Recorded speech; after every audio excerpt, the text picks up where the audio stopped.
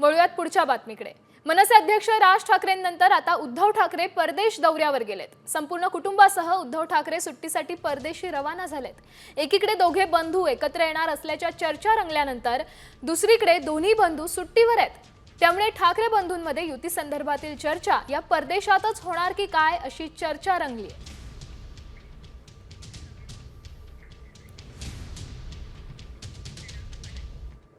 पुढची बातमी पण याच विषयासंदर्भात आहे। उद्धव आणि राज ठाकरे एकत्र येण्याच्या चर्चेवर शरद पवारांनी प्रतिक्रिया दिलंय। ठाकरे बंधू एकत्र येणं हा त्यांचा कौटुंबिक प्रश्न आहे असं पवार म्हणाले। राज्यातला प्रश्न आहे। मुंबईच्या निवडणुका येऊ पाहत आहेत आणि ठाकरे कुटुंब म्हणजे दोन बंधू एकत्र येताना आपण बघतोय।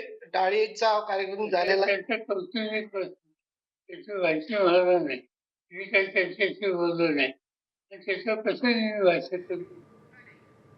तर ठाकरे बंधूंनी लवकरच एकत्र यावं अशी बॅनरबाजी मुंबईच्या सेना भवनासमोर करण्यात आली आहे। विशेष म्हणजे याच सेना भवनासमोर भाजप आणि मनसेमध्येही हिंदीच्या सक्तीवरून बॅनर वॉर रंगलाय। एकीकडे ठाकरे बंधू एकत्र येणार अशा चर्चा आहेत, तर याच वेळी भाजप मनसे एकमेकांपासून दूर जात असल्याचं चित्र दिसतंय।